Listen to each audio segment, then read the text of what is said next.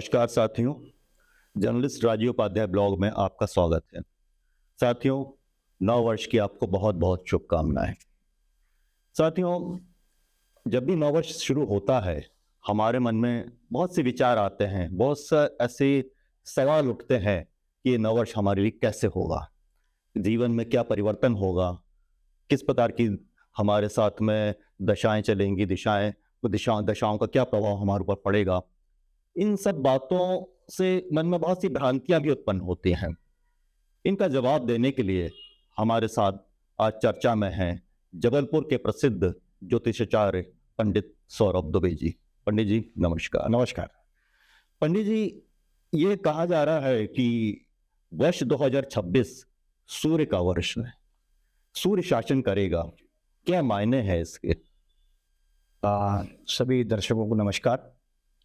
सबसे पहले तो ये समझना चाहिए कि ये सूर्य का जो आपने बताया कि शासन करेगा तो किस प्रकार करेगा, क्योंकि यदि हम 2026 को नंबर्स के हिसाब से टोटल करते हैं तो 2 + 0 + 2 + 6 अगर हम ये टोटल करते हैं तो नंबर आता है 10 जी। और 10 का पूर्णांक जो आता है वह आता है 1 और 1 नंबर जो है इसका स्वामी है सूर्य जी। इसीलिए 2026 में जो स्वामी के रूप में देखा जा रहा है वह नंबर 1 सूर्य के रूप में उसे देखा जा रहा है। अब जब सूर्य स्वामी है तो ये आत्मविश्वास बढ़ाता है वैसे, क्योंकि सूर्य को हमारे यहाँ कहा जाता है कि सूर्य आत्मविश्वास देता है, सूर्य तेज देता है जी। और सूर्य जो है वह जीवन में इतने परिवर्तन लेकर के आता है और ये अनावश्यक नहीं होते। जी। ये आपके जीवन में उथल पुथल नहीं मचाते जी। क्योंकि जिस प्रकार चंद्रमा का उथल पुथल मचाने का काम है, सूर्य बहुत स्थिर होता है। तो स्थिरता के साथ में आपको प्रगति देने वाला यह सूर्य एकमात्र ऐसा ग्रह है जो आपको प्रगति हमेशा प्रदान करता रहता है। और इसे पहचाने कैसे कि सूर्य स्वामी किसका रहेगा नंबर्स के हिसाब से, तो 1 नंबर, 10 नंबर, 28 नंबर, ये जो टोटल जिनके नंबर 1 आएंगे, इन 19 जैसे हो गया, तो इनका जो टोटल नंबर आता है वह 1 होता है, इनका स्वामी सूर्य होता है। तो न्यूमरोलॉजी के हिसाब से सूर्य जो है वह इस वर्ष 2026 का स्वामी रहेगा, परंतु जैसे हमारा चैत्र नववर्ष प्रारंभ होता है हिंदू कैलेंडर के हिसाब से जी। और सनातन के लोग जितने भी हैं वह चैत्र के हिसाब से ही चलते हैं, विक्रम संवत के हिसाब से चलते हैं। तो रौद्र संवत्सर जो अभी प्रारंभ होगा 19 मार्च 2026 से जी। उसके जो स्वामी होंगे वह होंगे गुरु और उनके जो मंत्री होंगे वह होंगे मंगल। हमारे यहाँ मंगल, हमारे यहाँ राजा और मंत्री ये विचारणीय होते हैं कि ये कौन से ग्रह राजा होने वाले हैं और कौन से ग्रह जो है वह मंत्री होने वाले हैं। इनका जो शासन काल होता है वह पूरे वर्ष भर चलता है। तो ये जैसा आपने बताया, तो शासन किसका रहेगा? सूर्य का रहेगा और मंगल का भी रहेगा? मंत्री के रूप में जो है वह मंगल माना जाएगा जी। परंतु अब इसमें एक जो विचारणीय है वह यह है कि सूर्य यदि 1 जनवरी से अगर हम विचार कर रहे हैं कि 1 जनवरी 2026 से अगर हम विचार कर रहे हैं कि इसका स्वामी अगर सूर्य है तो सूर्य के मित्र ग्रह कौन कौन से हैं? अच्छा। तो एक अच्छी बात यह है इस वर्ष कि सूर्य के जो मित्र ग्रह हैं उसमें मंगल भी है, चंद्रमा भी है और बृहस्पति भी है। ये तीनों जो है वो सूर्य के मित्र ग्रह माने जाते हैं। इसलिए निश्चित तौर पर ये जो वर्ष है ये भारत के लिए बहुत अच्छा वर्ष माना जाएगा। जी। विश्व के परिदृश्य में क्या इसका विश्व के परिदृश्य में यदि विचार किया जाए तो उन देशों की तिथि के हिसाब से यदि देखा जाएगा जी, तो निश्चित तौर पर जैसे अमेरिका का अभी हम देख रहे हैं इस समय, तो बहुत उथल पुथल रहने वाली है क्योंकि आगामी वर्ष में ही वहां पर चुनाव भी होने वाले हैं, कुछ चुनाव जिनमें ट्रंप सरकार को बहुत तकलीफ या बहुत समस्याएं झेलनी पड़ सकती हैं। जी। यदि हम अपने पड़ोसी मुल्कों की बात करें तो निश्चित तौर पर इनमें भी जो नंबर्स काउंट होते हैं, चाहे आप चाइना का ले लें, चाहे आप बांग्लादेश का लें, चाहे आप पाकिस्तान का लें, इनकी आज़ादी के हिसाब से इनके ये नंबर काउंट किए जाते हैं। जैसे हमारा भारत का है तो हम 15 अगस्त को आज़ाद हुए, क्योंकि रात के 12 बजे हम हुए हैं तो वो डेट 15 अगस्त लग जाती है और 15 अगस्त जो है वो 6 नंबर आ जाती है। जी। तो इन परिदृश्य से यदि हम विचार करेंगे जी, तो निश्चित तौर पर 5 नंबर नुकसान की स्थिति में आएगा। जैसे पाकिस्तान का 5 नंबर आता है, ये दिक्कतों में, परेशानियों में रहेगा। चाइना को भी जो है आर्थिक तौर पर ये बहुत प्रगति करेगा, परंतु कूटनीति और राजनीतिक कुछ उथल पुथल यहाँ भी देखी जाएगी। ओके।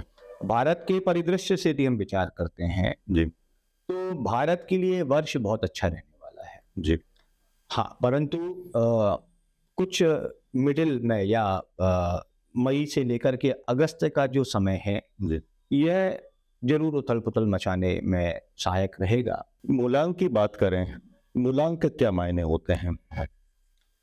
मूलांक जो है हमारा जन्म तिथि, माह और सन, जी। ये तीनों को मिलाकर के एक मूलांक बनता है। एक बनाया जाता है जो मूलांक वो सिर्फ और सिर्फ तिथि के हिसाब से बनता है। जी। मान लें किसी की तारीख 17 है तो 1 और 7 को यदि हम टोटल करते हैं तो उसका मूलांक 8 आता है। अच्छा। इसी प्रकार यदि किसी की 19 है तो 1 और 9 को अगर हम टोटल करते हैं जी। तो वो 10 आता है, और 10 का मूलांक जो निकल के आता है नंबर 1 आता है। मूलांक हमारे यहाँ ग्रह जो है वो अलग अलग मूलांक के नंबर्स को अलग अलग ग्रहों के हिसाब से बांटा गया है। जी। टोटल जो मूलांक हैं या टोटल जो नंबर है वो 9 है। अच्छा। अगर हम 1 से 10 भी काउंट करते हैं तो 10 को भी 1 में ही काउंट किया जाता है। जी। तो 1 से लेकर 9 तक हमारे यहाँ जो ग्रह हैं, अच्छा। सूर्य, चंद्र, मंगल, बुध, गुरु, शुक्र, शनि, राहु और केतु, ये टोटल 9 है। तो इन 9 नंबरों के हिसाब से उनको अलग अलग नंबर्स को अलग अलग ग्रहों का स्वामी बताया गया। अच्छा। तो मूलांक उन तिथियों के हिसाब से निकलता है, और जो वह तिथि में निकलता है तो वह तिथि के अनुसार उसका मूलांक और फिर उसका स्वामी ग्रह जो है वह ज्ञात होता है। जी। अब मूलांक और राशि, अब किसी का कुछ मूलांक यदि आता है तो क्या वो कोरिलेट हो जाता है राशि से? नहीं, यदि बोला कि भाई ये मूलांक में आपका सब कुछ अच्छा है लेकिन राशि में कुछ और दिखा रहा है, ऐसा संभव है? नहीं, ऐसा बिल्कुल भी संभव नहीं है, क्योंकि मूलांक या न्यूमरोलॉजी एक अलग विषय है, ज्योतिष एक अलग विषय है, राशियां एक अलग विषय है। अच्छा। राशियां 12 हैं। जी। हाँ, एक चीज जरूर है कि जैसे इस वर्ष का स्वामी सूर्य है और मेष राशि का जो स्वामी सिंह राशि का जो स्वामी है वह सूर्य है जी। तो निश्चित तौर पर उस राशि के स्वामी होने के कारण उसका प्रभाव उस पर पड़ सकता है, परंतु राशियां अलग है और मूलांक अलग विषय है। अच्छा अच्छा। ग्रहों को अलग लिया गया है और राशियों को अलग। पर कई बार ज्योतिष में देखा जाता है कि मूलांक से बताते हैं कि भाई आपका भविष्य कैसे होगा, लेकिन राशि में कुछ और आ जाता है, तो इसको मतलब व्यक्ति थोड़ा सा कंफ्यूज हो जाता है कि भाई वो किसे माने। सनातन परंपरा में हमारे यहाँ ज्योतिष की ही महत्ता बताई गई है हमेशा से ही जी। और ज्योतिष में राशियां भी हैं, नक्षत्र भी हैं, योग भी है, करण भी हैं, तिथियां भी हैं जी। इन सबको मिलकर के एक पंचांग निर्धारित होता है। अच्छा। और जब बात राशियों की आती है तो राशियों पर किसी को निर्धारित होकर के चलना या राशियों के अनुसार चलना ये सबसे अच्छा माना जाता है, क्योंकि नंबर्स जो हैं न्यूमरोलॉजी अगर हम विचार करें तो न्यूमरोलॉजी है तो हमारा ही विषय जी। परंतु ये पाश्चात्य सभ्यता में ये ज्यादा इसका महत्ता बढ़ जाती है। हमारे यहाँ राशि और पंचांग की विशेषता होती है, क्योंकि हम जब राशियां और नक्षत्र के हिसाब से उसकी गणना करते हैं, उस काल की गणना करते हैं जी। तो उसमें परफेक्शन बहुत अच्छा आता है। जी। आपने टैरो के बारे में सुना? जी हाँ, टैरो। कुछ लोग टैरो रीडिंग भी करते हैं। टैरो के हिसाब से कई बार 3 कार्ड्स और कई बार 5 कार्ड निकाल करके उनकी गणना की जाती है। जी। उनमें जो पिक्चर डिफाइन होती है उन पिक्चर्स के हिसाब से उसकी गणना की जाती है कि आपका आगामी माह कैसा होगा। ये एक कार्ड के हिसाब से दिन देखें तो साप्ताहिक 3 कार्ड अगर हम कलेक्ट करते हैं तो वो मासिक, 5 कार्ड के हिसाब से अगर हम देखते हैं तो वो अर्धमासिक या 6 माह का जो उसमें रिजल्ट प्राप्त होता है। और यदि हम 7 या 9 कार्ड अगर हम देखते हैं तो उसके हिसाब से हमारा पूरा वर्ष भर का वह गणना टैरो के हिसाब से की जाती है। yes. उसी प्रकार नंबर्स भी हैं, न्यूमरोलॉजी भी है। न्यूमरोलॉजी में ये देखा जाता है कि अगर सूर्य इस माह का या सूर्य इस वर्ष का स्वामी है तो जनवरी माह में उसके फेवरेबल ग्रह कौन कौन से हैं, फिर फरवरी में कौन कौन से होंगे, उसके हिसाब से उसका प्रिडिक्शन किया जाता है। जी। साल भर का प्रिडिक्शन जो है नंबर्स के हिसाब से किया जा सकता है। जी। उतना परफेक्शन उसमें तभी प्राप्त हो सकता है जब हम उनकी प्रत्येक डेट्स को देख करके उसके हिसाब से चलें। क्योंकि जैसे नंबर 1 है तो नंबर 1 के लिए फेवरेबल कौन कौन से नंबर हैं, जी। तो पहले उसकी गणना की जाएगी। उसके बाद नंबर 2 है, उसके लिए फेवरेबल कौन कौन से हैं, जैसे सूर्य के मित्र कौन कौन से हैं, तो जैसे आपको बताया कि चंद्रमा है, मंगल है, बृहस्पति है। उसी प्रकार जब नंबर 2 आता है तो नंबर 2 के स्वामी कौन आएंगे, उनके मित्र ग्रह कौन से रहेंगे, शत्रु ग्रह कौन से रहेंगे, वो क्या इफेक्ट डालेंगे उसके जीवन में, व्यक्ति के जीवन में, जातक के जीवन में। इस प्रकार उसकी गणना की जाती है नंबर्स के हिसाब से। जी।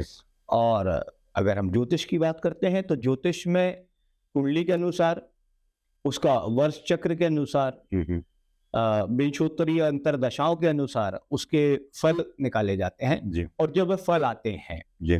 तो वो नंबर्स के अगर हिसाब से बात की जाए तो बहुत कुछ अनुकूल ज्योतिष के हिसाब से प्राप्त हो जाते हैं। जी। सभी का वर्ष अच्छा रहे, जी। क्या करें लोग उसके लिए? कुछ विशेष खास करना चाहिए लोगों को? पहले तो ये जनरलाइज वे में मैं बात कर रहा हूँ। देखिए, सबसे पहले तो ये है कि अगर सूर्य इस वर्ष का स्वामी है जी। तो सबको सबसे जरूरी जो है वो अपने रूटीन में सुधार करना चाहिए। जी। आजकल हम देख रहे हैं, चाहे हम जेन जी की बात कर लें और चाहे पहले के भी जो लोग हैं उनकी भी चर्चा अगर हम कर लें तो रूटीन सबके गड़बड़ है। जी। कुछ लोगों का नियम बदले हैं। जी। ये नियमित चलने वाला वर्ष है और अगर हम नियम से कोई कार्य इस वर्ष में करते हैं, अपने आत्मविश्वास को बढ़ा करके, क्योंकि ये वर्ष भी आत्मविश्वास का ही है, सूर्य अगर स्वामी है तो ये आत्मविश्वास में बढ़ोतरी करता है। परंतु इसका मतलब ये नहीं है भाई साहब कि हम सूर्य के ऊपर ही सब कुछ छोड़ते हैं। करना तो हमको भी बहुत कुछ पड़ने वाला है। कर्म जरूरी है, कर्म बहुत आवश्यक है। जी। तो नियमित हमें व्यायाम पर ध्यान देना चाहिए, अपने नियमित जो कार्य हैं उन पर ध्यान देना चाहिए। क्योंकि कई बार होता है कि हम कुछ कामों को आगे बढ़ाने के लिए कुछ अपने जो पुराने काम है उनको छोड़ देते हैं और हो सकता है उससे हमें नुकसान भी। तो उसके लिए सबसे आवश्यक जो है वह रूटीन में सुधार है, सबसे जरूरी। जी। दूसरा, क्योंकि सूर्य है, सूर्य हमारे यहाँ कहा है कि आकृष्टेन रजसा वर्तमान हो निवेशयन् अमृतम मृत्यंच हिरण्येन सविता रतेना देवो जाति भुवनाति पश्यन्। ये सूर्य का मंत्र है। जी। और सूर्य जो है वो सभी ग्रहों का राजा माना जाता है। जी। तो राजा खुश किस प्रकार होगा, तो उसके अनुरूप कार्य करते रहने से, यदि सूर्य में हमें प्रतिकूलता है, सूर्य की प्रतिकूलता है, तो हम अपने रूटीन को ठीक करें, नियमित व्यायाम करें, अपने नियमित कार्यों को पूर्ण करने का प्रयास करें। जी। होता है कई बार कि हम 10 काम लेके बैठे हैं और 3 काम हुए, बाकी तो जो 7 छूटे हैं उनको छोड़ना नहीं, उसको आगे हमें कंटिन्यू करना है। जब हम इस प्रकार कार्य करते हैं, अपने आत्मविश्वास को बढ़ा करके, अपने कॉन्फिडेंस को बढ़ा के काम करते हैं, तो निश्चित तौर पर सूर्य जो है वह सफलता प्रदान करता है। अभी हमने सिर्फ और सिर्फ जो है जी वह सूर्य पर चर्चा की है आपने भी, बाकी के 8 नंबर रह गए हैं। अच्छा अच्छा अच्छा। और जो 8 नंबर है वह भी बहुत आवश्यक है जीवन में। क्योंकि ऐसा नहीं है कि 1, 10, 19 और 28 वाले लोग ही इस कार्यक्रम को देखें। हाँ हाँ हाँ। निश्चित तौर पर सभी नंबर्स के लोग देखेंगे, 6 नंबर वाले भी देखेंगे, 7 नंबर वाले भी देखेंगे। जी हाँ। तो डिस्क्रिप्शन में जो है इन नंबरों का पूरा डिटेल इस पॉडकास्ट में आप डालें। जी पंडित जी, आज आपने बहुत से सवालों का जवाब दिया। हमारे दर्शकों की बहुत सी भ्रांतियां भी दूर हुई होंगी, उनके मन में वो सवाल उठ रहे होंगे, उन सवालों का जवाब भी उन तक पहुंचा होगा। हमारे साथ चर्चा के लिए बहुत बहुत धन्यवाद। साथियों, अगले एपिसोड में फिर किसी नए विषय पर चर्चा होगी, तब तक के लिए धन्यवाद।